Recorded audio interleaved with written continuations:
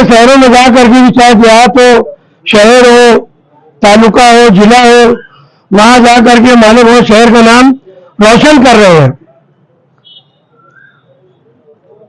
पिछली मर्तबा सैफ अली पंजाबी जो हमारे अमीन बयान अखाड़े का बच्चा है, उसने भी ला करके जिला केसरी का खिताब जीत करके लाया और शहर मालेगांव और हाजी अमीन बयान अखाड़े का नाम उन्होंने भी रोशन किया। आज हमारे अपने बीच जो बैठा बच्चा है अहमद रजा पहलवान, इसने भी महाराष्ट्र लेवल पर एटीटी हाई स्कूल की जानिब से हाजी बयान अखाड़े की जानिब से सतारा में जाकर के वहां पर जो महाराष्ट्र ब्राउन मेडल जो उन्होंने अपने नाम किया है, सही मानों में मालेगांव शहर नहीं बल्कि पूरे जिले के लिए ये बहुत बड़ी बात है। हमें तो ऐसा लग रहा था कि धीरे धीरे धीरे पहलवानी मालेगांव शहर से खत्म हो जाएगी, लेकिन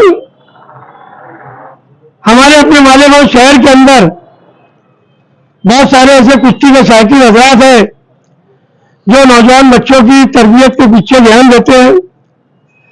कई गाने बनाया, कई ऐसी वैसी जगह मिल गए तो उनको डांट फटकार करके, फजियत करके उनको वापस तालीम में लाने के लिए भेजते हैं।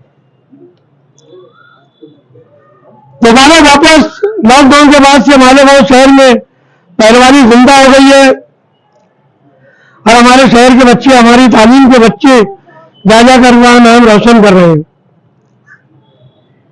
इसी तरीके से महाराष्ट्र केसरी के अंदर हमने और आपने सब देखा, पहलवानी के नाम को ऊंचा करने वाला सिकंदर पहलवान, जिसका आज पूरे भारत देश में उसका नाम है,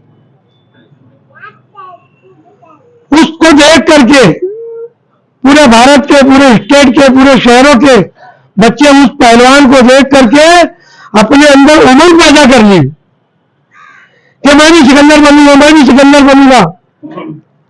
हर कोई सिकंदर बनने के लिए तैयार है। आज पूरे भारत में उसकी चर्चा है। पूरे भारत में ऐसे तो पहलवानी का कोई धर्म, कोई मजहब नहीं होता है।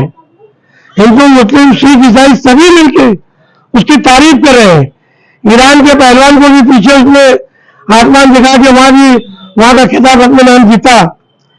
तो सिकंदर पहलवान ने एक जोश नौजवानों के अंदर, हमारे अपने महाराष्ट्र में बल्कि पूरे देश में नौजवानों में जोश भर दिया है। इसी तरीके से मैं, हमारे खलीफा उस्ताद हजरात बैठे हैं, सही मानों में ये भी अपने अपने बच्चों को तालीम तरबियत दे रहे हैं। वहीं पर मैं आप सभी लोगों की जानिब से, जितने पहलवान बच्चे हैं, उनके सरपरस्तों की जानिब से मैं तमाम खलीफा उस्ताद हजरात का तहे दिल से उनका शुक्रिया अदा करता हूं और सबकी तरफ से उनको सलाम पेश करता हूं। जिस तरीके से ये मेहनत कर रहे हैं, उसी तरीके से हमारे जो सरपरस्त है, हमारे पहलवान बच्चों के वालिदैन, उनसे भी गुजारिश है कि वो लोग अपने बच्चों को पर ध्यान दें, अपने बच्चों को ताकीद दें।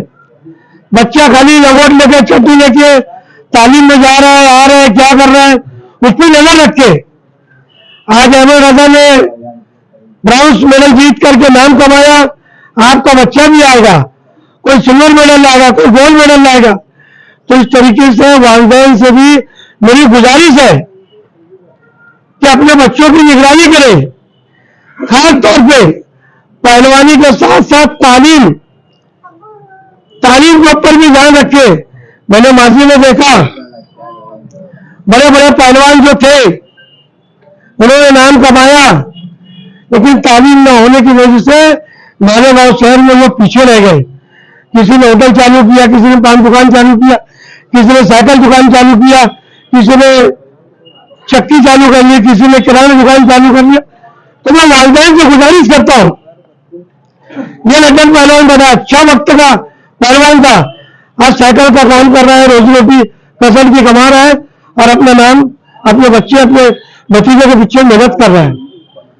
ऐसे बच्चे तालीम हासिल करें, 11वीं 12वीं BA BCom, तो हमारे अपने बच्चों को भी सर्विस लगेगी, तालीम लगी। तालीम ही जरूरी है। मुझे अच्छी तरीके से याद है, महाराष्ट्र गवर्नमेंट के उस जमाने के अमरेश भाई पटेल जब वजीर तालीम थे, जब वो मालेगांव आए तो उन्होंने अपने भाषण में, अपने लेक्चर में एक बात की थी कि हमारी कौम जब भी तरक्की करेगी जब हम तालीम के ऊपर ध्यान देंगे। ये अमरेश भाई पटेल का जुमला है कि तालीम पर जब हम ध्यान देंगे जब भी हमारे बच्चे आगे जाएंगे, हमारे देश का, हमारे शहर का, हमारे खानदान का नाम रोशन करेंगे। तो मैं बहुत ज्यादा मैं कहते हुए दोबारा फिर मालेगांव शहर की आवाम की जानिब से खलीफा हजरात का मैं तहे दिल से शुक्रिया अदा करता हूँ और उनसे गुजारिश करता हूँ कि आप भी हमारे अपने बच्चों पर ध्यान दें। बच्चों से कोई गलती हो तो वालिदैन को बुला के शिकायत करें।